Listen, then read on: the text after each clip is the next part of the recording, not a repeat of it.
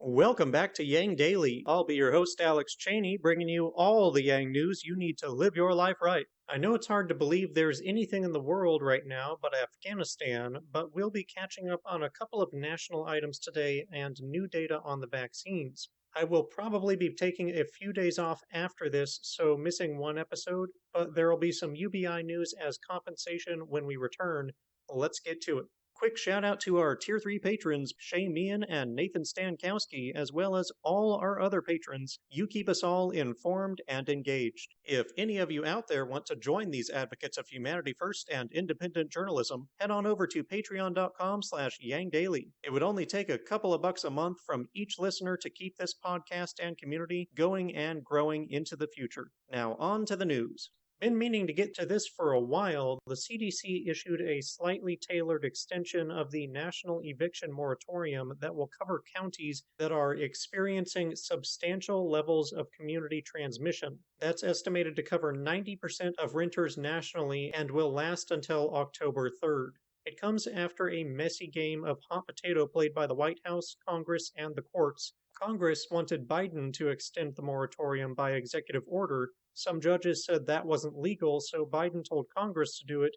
Congress couldn't get the votes, nor could they get off their butts long enough, despite great efforts by the newest progressive representative, Cori Bush, who experienced homelessness herself and staged a sit-in on the Capitol steps. In the end, the CDC had to do it, a few days after the previous moratorium ended, leading to some very unfortunate renters being evicted in the interim. And it's not clear that this one will survive judicial scrutiny either. A federal judge in D.C. allowed the new moratorium to remain, but when the Supreme Court voted 5-4 in June to allow the earlier iteration, swing vote Kavanaugh indicated that he would not uphold it past July. The Supreme Court also struck down the part of New York's eviction moratorium that barred landlords from evicting tenants that had self-identified as suffering financial hardship and prevented the landlords from contesting that self-determination in court. Biden is calling for state and local officials and judges to issue local eviction moratoriums and move aggressively to distribute the $46.5 billion in emergency rental assistance funds from COVID relief packages that have still not been issued.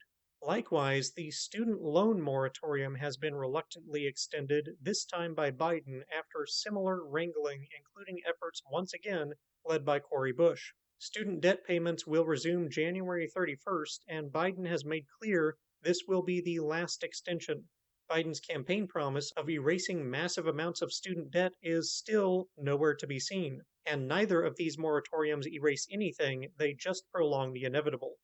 Displaying the comically large gulf in COVID mitigation measures, as multiple red states in the US rack up daily infections that dwarf entire countries, New Zealand just initiated a national emergency lockdown over a single case found in the country. The Prime Minister said, quote, "We have seen what can happen elsewhere if we fail to get on top of it," end quote.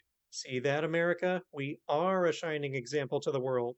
It's New Zealand's first locally transmitted case in 6 months. As a result of their proactive response, the populace have had essentially no COVID restrictions over those 6 months, and life has been normal, aside from mandatory 2-week quarantine for international travel. One could almost think that swift and committed response was the better solution in every way compared to partially or wholly ignoring the virus.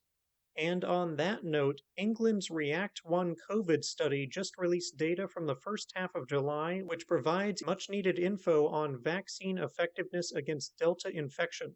The study sent throat and nose swabs to non-overlapping random residents of England aged 5 and up. About 12% or 98,000 chose to participate. Vaccine status was self-reported and swabs were self-administered with detailed guidance. There were no incentives provided for participation. The main findings are as follows.